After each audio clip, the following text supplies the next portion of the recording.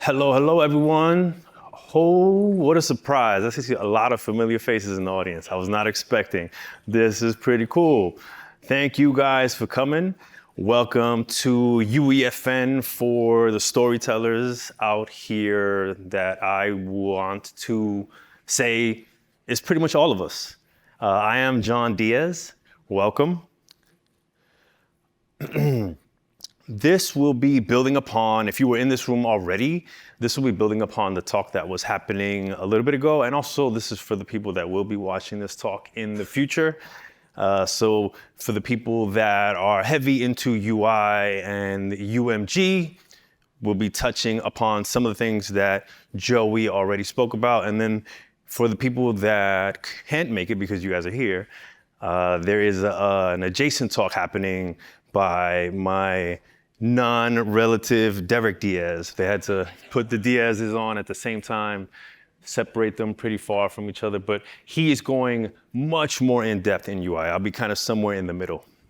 So with that, I generally like to get a sense of who is in the audience from, I guess, who is the first time in Orlando? Oh yeah, okay, great. Yeah, first time at Unreal Fest?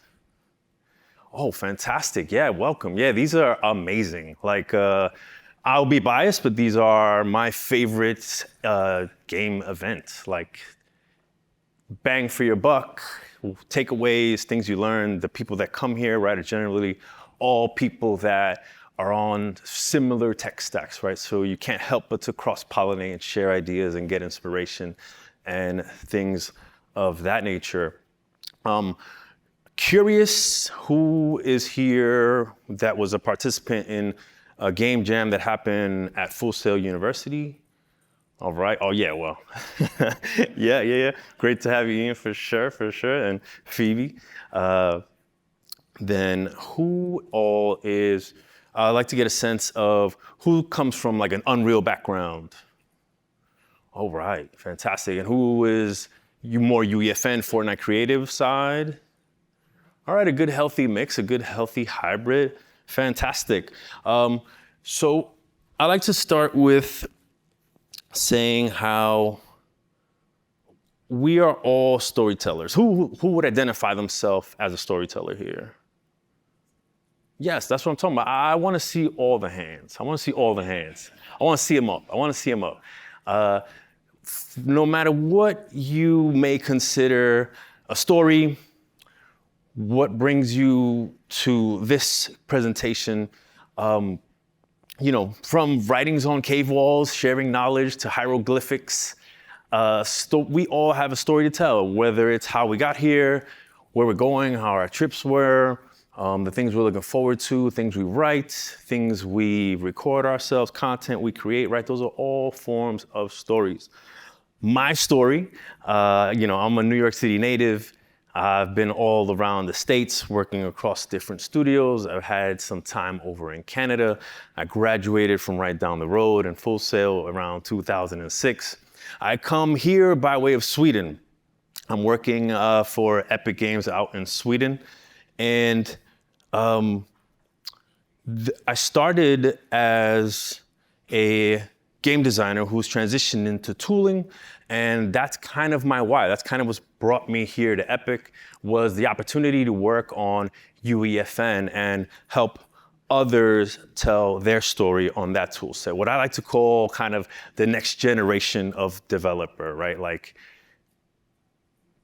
if you walk that transition in the tool set, some might say it was very inaccessible. You had to go to school, you had to learn, you had to have somebody to kind of teach you those tools, to where we find ourselves today, where ideally, and kind of seeing it this weekend, some people can get kind of a brain dump in a couple of hours and quickly get their idea realized on the UEFN stack, right? Like, with a couple of clicks and such, you have a multiplayer network game that can be played on PC, on Switch, on Xbox, on PlayStation, and you can quickly kind of iterate that way.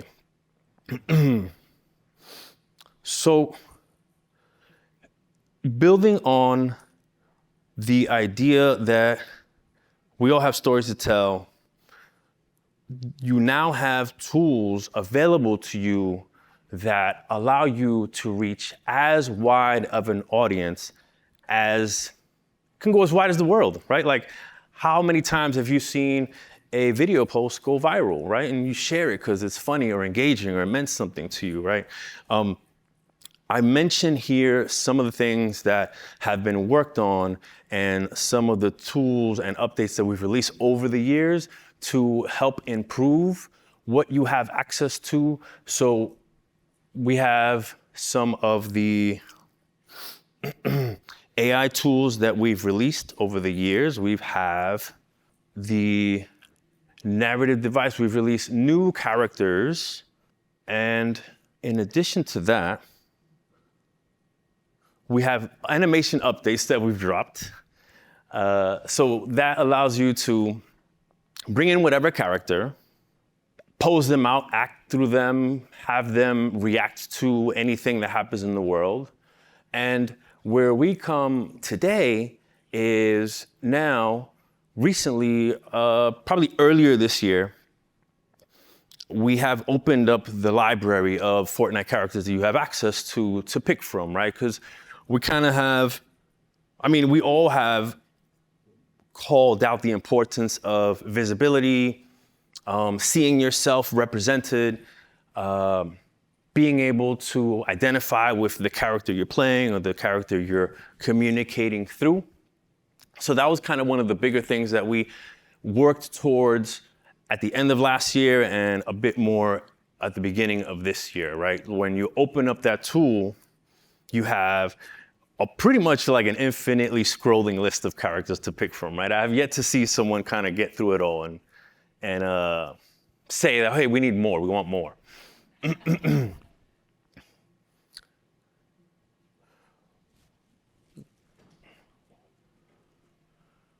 One second. I think I have a moment that I'd like to take advantage of.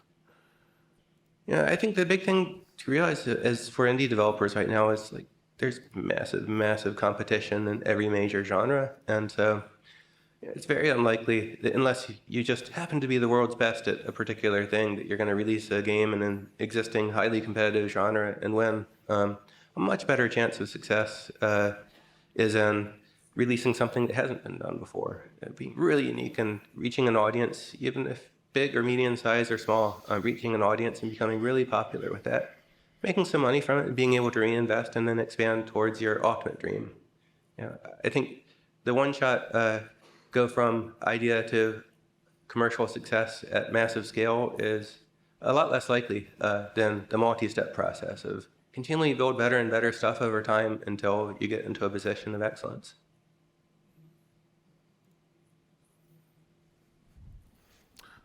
So you heard it from the man himself. And I really resonate with this because we live in a world, or basically you live on a platform where it can be hard to stand out. It can be very hard to stand out. And there's an opportunity that I see where rather than try to fight against the tide, why not kind of carve out a completely different lane, right?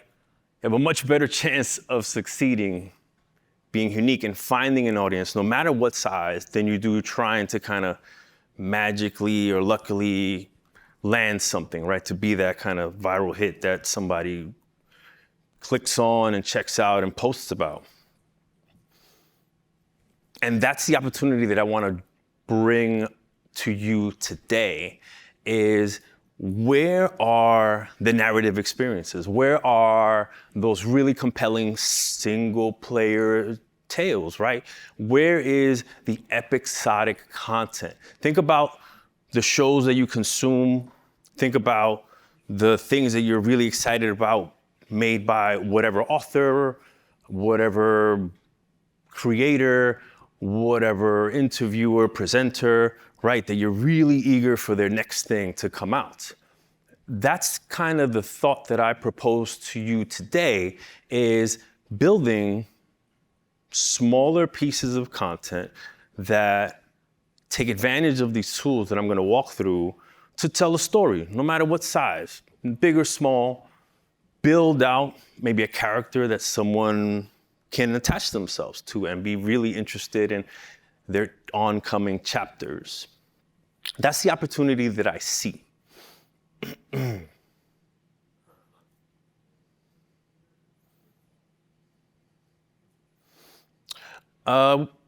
Quickly worth touching on, to that point of characters, Hellblade takes advantage of kind of those staple UE tools of the trade, right? Like, so heavily cinematic, character-driven drama, really state-of-the-art facial capture and animation in all of the performance and the VO. And a lot of people might think that, hey, you need, X-size, Ninja Theory, Microsoft-backed studio to put something of that caliber on. And for sure, not to take anything away from the work that they did, and we helped a lot on that as well. But we've made those same tools accessible in UEFN, right? So I think it was shown recently that with a webcam, you can record yourself and play it back with some of the MetaHuman animator tools that you have, right? And then I'm gonna walk through setting up some VO, triggering it to play, and then using some of our latest devices to kind of tell that tale, right? On Fortnite, we use all the tricks, right? We have cinematics, we have conversations that you read, that you listen to, that you find in the world when you pick up audio logs, and that you can interact with. I think always worth mentioning the gambit that we as game developers have that no other medium has currently is our interactivity, right? That's the thing that we always have to leverage. And they exist in Fortnite, but they're not easy to find. The ones that are easy to find are, the jump in, the run and gun, the you die, the wait to respawn, the what happened, I don't know what I'm supposed to do, right? And so this is where I would love to carve out a niche, right? To carve out a lane where people have time to walk through and engage with the world and discover and adventure and find hidden little stories or artifacts in the world or meet new characters, right? And grow with them and even have them as companions and things like this. I think now would be a good time to go for it all, put the slide down, open the editor, say, what the heck? What's the worst that could happen? And walk through building a little something. What do you guys think? All right, excellent. Thank you. Let's get it going. While I get stuff loaded, some table setting, conversation device. By default, most Fortnite players will immediately recognize the radio menu, right? So you're limited to like 5 options or so. You talk to somebody, you can pick from them. And then the new version is kind of a more modern dialogue window with a bunch more options. And then we have kind of like a roll your own from scratch. I'm immediately at home. Goodbye, PowerPoint. All right. So I had a good mix of UE and UEFN. So this is not new to anybody. Fantastic. So I'm just going to kind of cruise on by, and I will do my best to leave a good 10 minutes or so for Q&A. So anything that comes to mind, write it down, and we'll get to it when I get through at least some of the stuff that I want to show. I wonder if it's worth cooking that off while that does its thing. Don't lock me out. All right, fantastic. Outliner. Okay, so the star of the show, conversation device. And what I'm really excited about when we drop this in November is UI. Here we go. And we have a few in the map, but I just want to drag one out into the world. Just drag one out. And as always, in Unreal, you got 5 different ways to do the same thing. You can add it from your class. I like to generally add it inline on the device where it instantly sets up that link. So down here, okay, yeah, not a bad view. Do you guys need me to zoom that at all? Does that look okay to the people in the back? We're good. Thumbs up? All right, how about over here? You guys okay? I know we got TVs on both sides, but you guys, I think, have the worst view. So I don't know if you want to slide on over or anything like that. All right, cool. So right from over here, make a new comment. Make a new one. Make a new one. Make a new one. UE Fest, Old Town, 2025. And so that sets it up, already associated. So as soon as I launch in, okay, so nice and blank canvas. How many of you guys, I don't know, familiar with behavior trees, conversation trees? Yeah, okay, fantastic. It's I think so. We make it pretty nice and simple, right? Like, UE, superpower user, everything's exposed, enough rope to do all the things to your body, to your body and harm yourself with.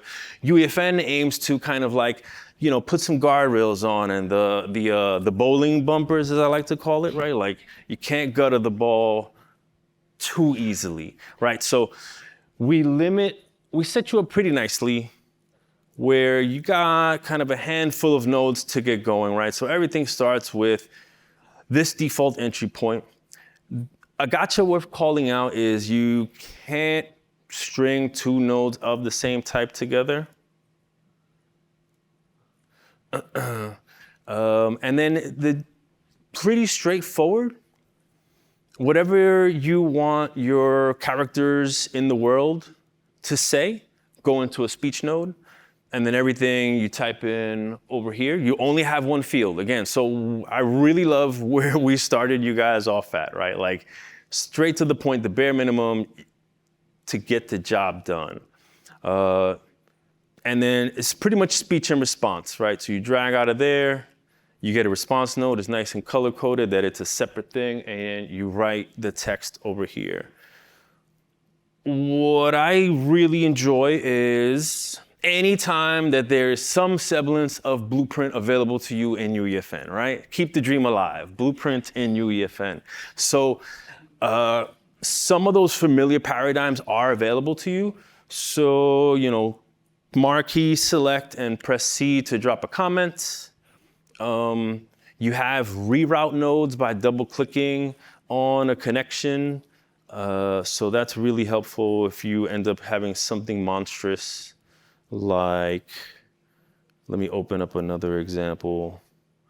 My project, intro, how about this one? This one's nice and organized. You can tell that someone on the documentation and education side set this up because it's beautifully readable. So it's not a great example for me to butcher, but you can see how they make use of reroute nodes as opposed to, if I delete this, is it gonna take everything with it? Yes, it will. Shift delete, my man. Thank you.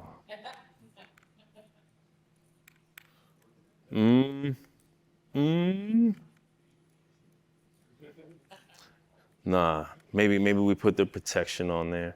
But just want to call out some of the blueprint usuals that are available, right? Reroute nodes, comment nodes, the good old click on the show bubble when zoomed to read things from afar.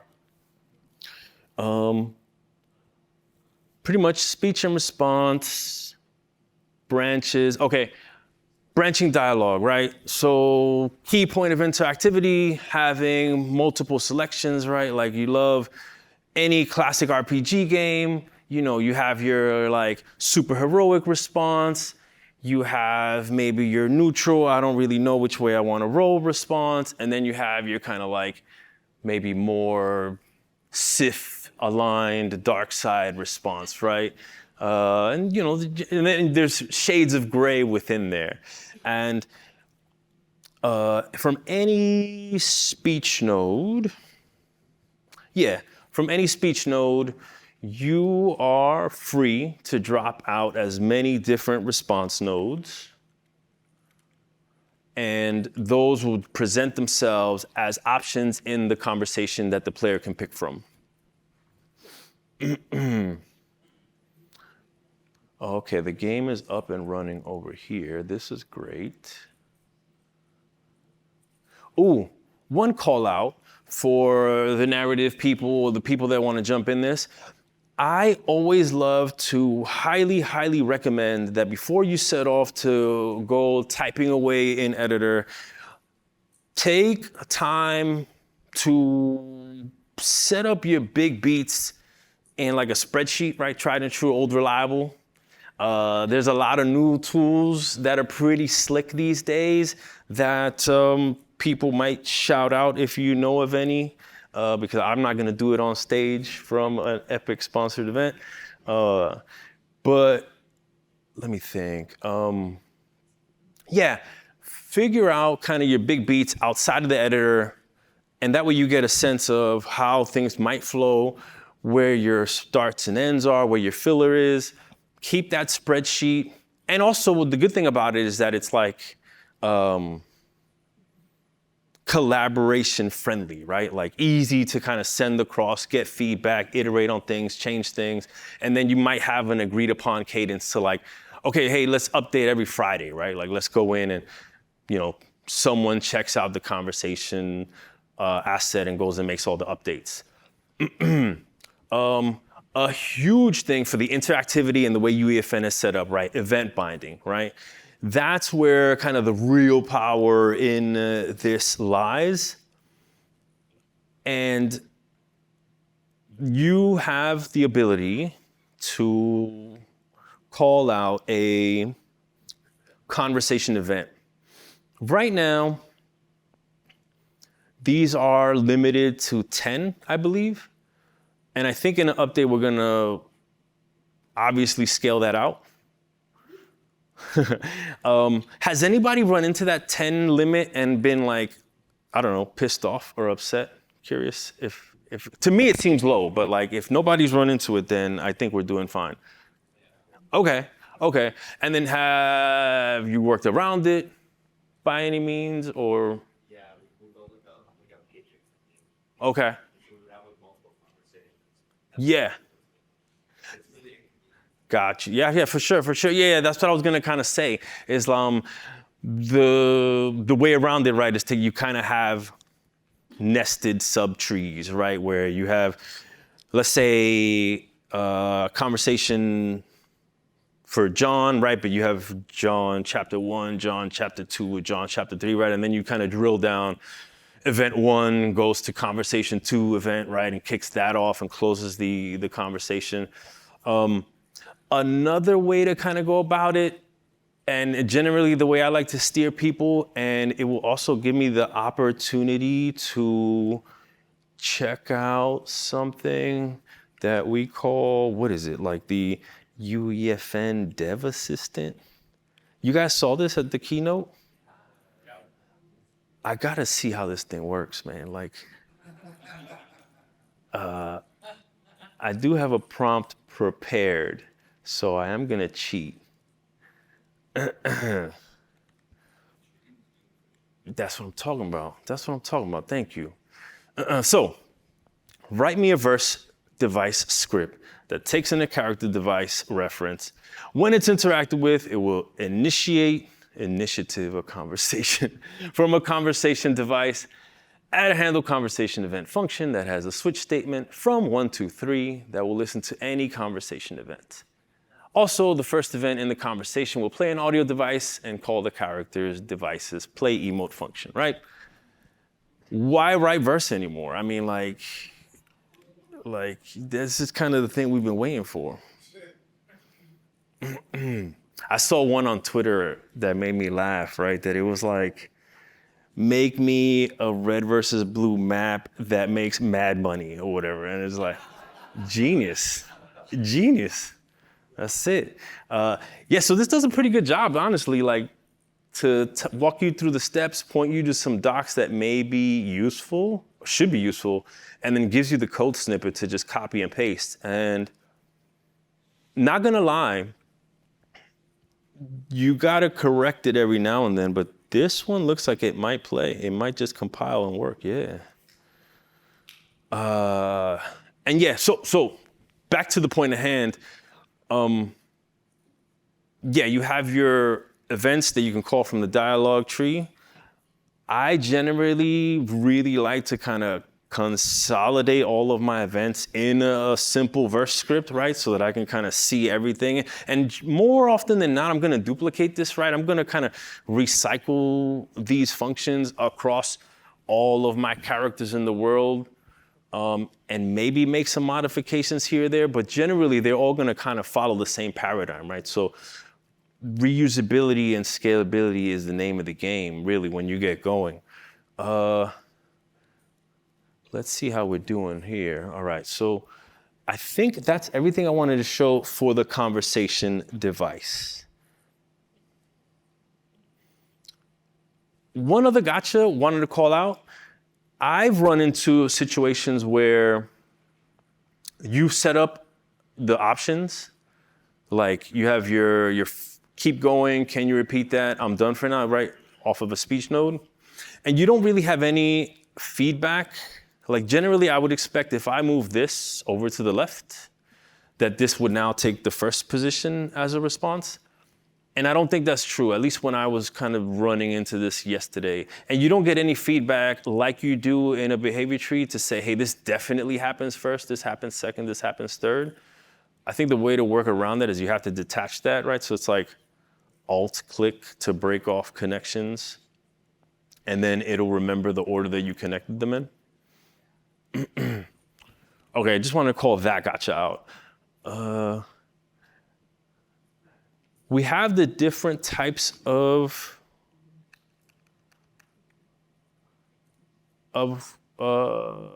play, launch, save. We have the different types of menus, right? The radial, the message box, and then the custom. I think now's a good time to jump into the custom widget workflow and set up a UE widget blueprint. So let's pop one open. From the same device,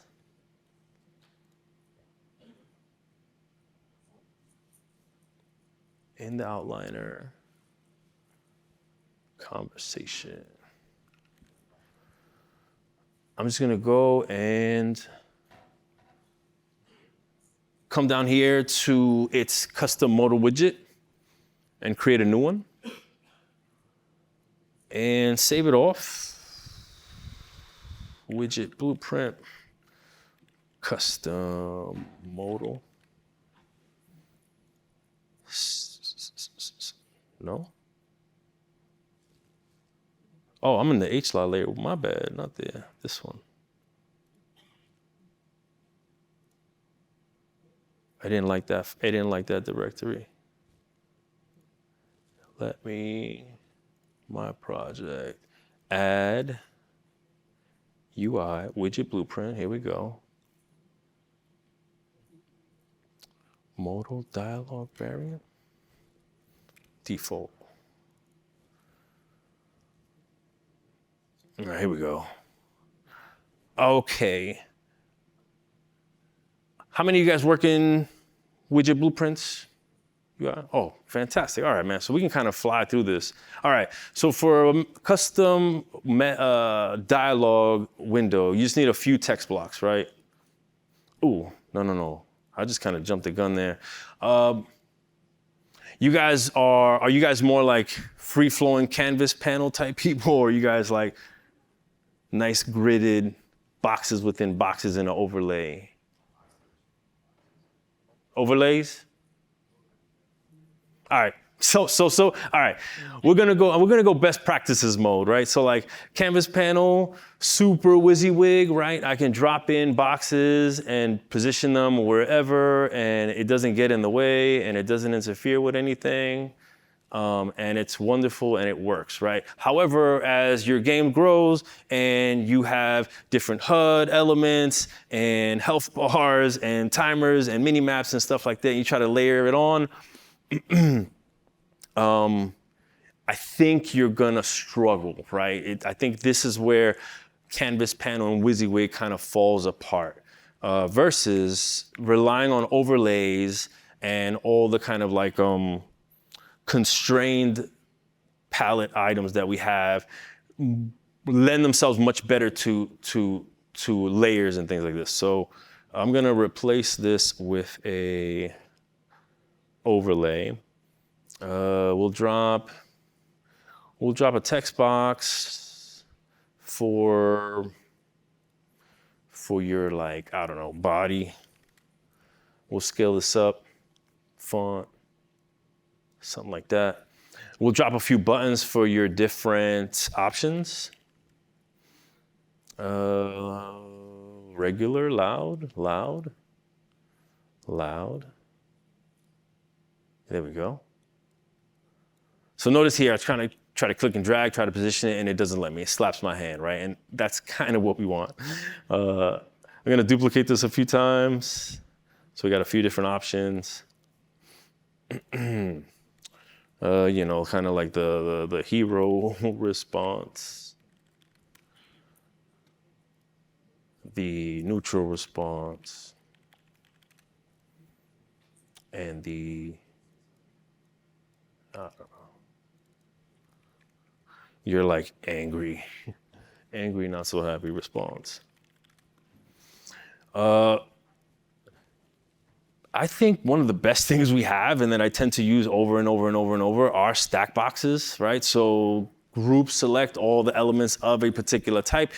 At a high level, we're gonna kind of break this down into thirds, right? Left-hand side is gonna be kind of the image of your NPC, middle is gonna be the body and the text, and the right-hand side is going to be all the different buttons. So we're gonna group select those and wrap them in a stack box. And you get some nice behavior with it where it kind of aligns them horizontally. We can go ahead and change that default by selecting the stack box, throwing it inside, changing its orientation.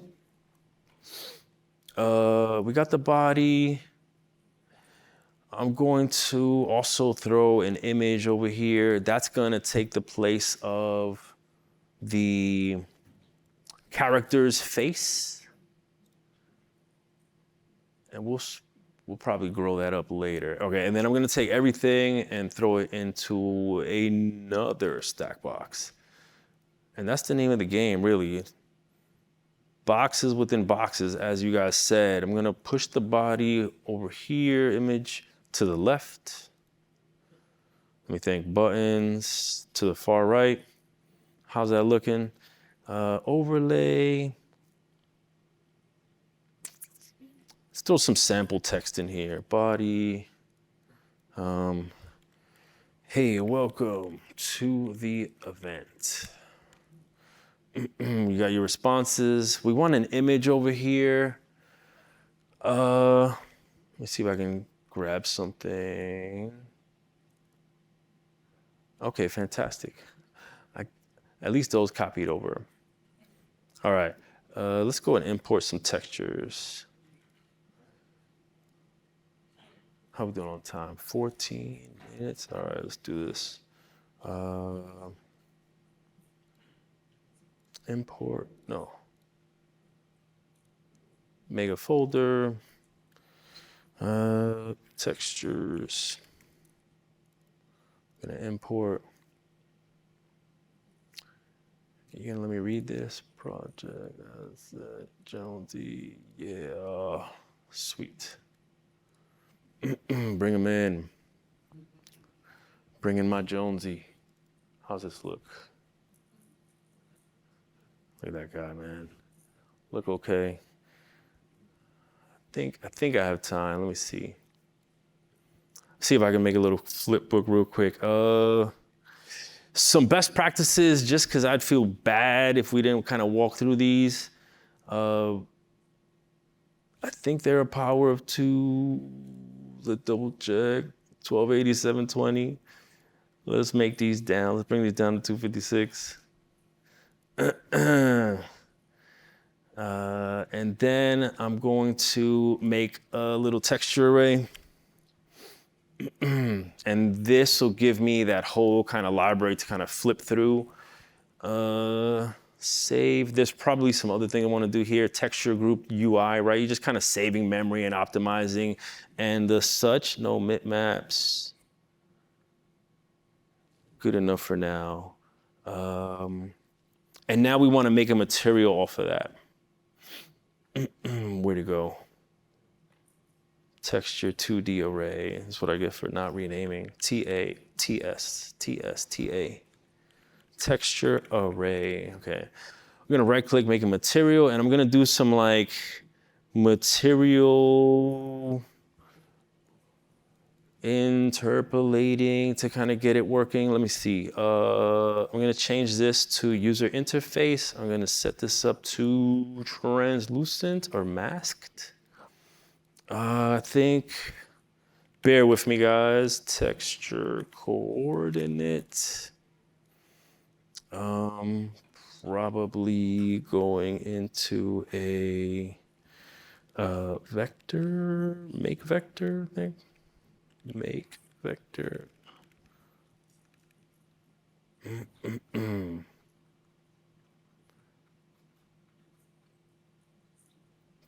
Append vector, gosh. See, this is what happens when you become too dependent on AI, man. You don't got them, you start forgetting stuff. Get a time node in here. Multiply that by some factor. We can call that like frames per second. Do something like, I don't know, 30. And then I think we have to figure out how many textures we're flipping through. And if I hover over this guy, I can see there's 66 elements in there. So that's the number you want. So I'm gonna make another scalar, num frames. Give that the value that we saw, 66. Modulate between that and the time. And I think we can plug into here and hopefully, if everything works, time, text chord, append, frames per second, number of frames. Here, oh yeah, this was what was missing. There we go. All right, we got our little flip book. Now we can go back to the widget, assign that material. How do I grow that guy? I think I can wrap it in a size box. Yes, maybe. Min width, I don't know, 100, 200. Min height, 200. This probably needs to come down. Wrap with size box. Let me see, overlay. The whole thing, can I pin this? Let me see, overlay, no, I got my stack box. Can I center, pin down? Why is this big? Do I have to wrap it? Wrap it.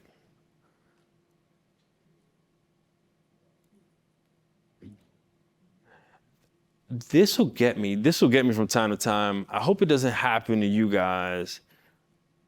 I'm fighting the auto size because I just want this to, let me see if I compile. No, I want this to be bigger.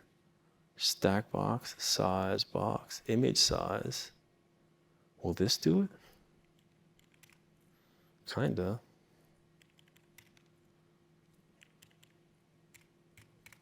It might be your build settings on the alignment or build or Oh, yes. Thank you so much. All right, so stack box, I want it to be, no. I don't want that. I want that. I want my size. Okay. Okay, now it's kind of respecting.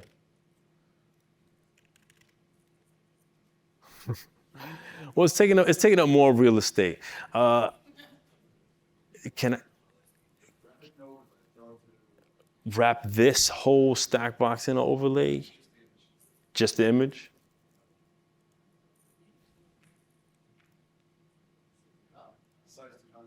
Size to content, my man.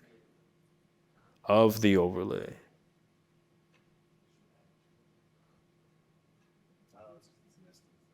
Nested. I'm in the child. Yeah. This is the fun. We can be here untangling this, getting it to look just right. I think for the intents of the educational part, we laid out the thing. It's gonna map to the conversation device. We got the flipbook playing. We got the options. Okay. View bindings. I have to show you guys view bindings, and then we'll have 5 minutes for Q&A. This always got me when I was working in UE, and I think it's the most important thing I want to show, and then I can call it a wrap. It already has a view bind. Okay. The project already has a view model. This is great. So then, now that we have kind of the end result of where we want the information from the device to display on, we have to set up the view bindings to map the information from the conversation device to these end outputs, right? So like the body text and the buttons, the label for the buttons, right? And so that looks like for each widget, you can come in here. When you have something selected, it'll automatically create a widget for you. And then you want to select which one of its properties you want to overwrite or bind to. So pretty straightforward for all of these. We're just going to overwrite the text. And then we're going to go into our creative modal dialog view model. And the key ones that we care about are either body, title for the name of the NPC, or one of the 6 buttons that we have access to, right? So you'll do button 1 main text, and you do that rinse and repeat for each button. For the body is a similar thing. Add text block, overwrite the text, select, come to the view model, and make sure that you select the body. And then the same for the buttons, and rinse and repeat, and compile and set it up, hook it in. You should play, it should run. I can't get it to run. I'm gonna blame conference Wi-Fi.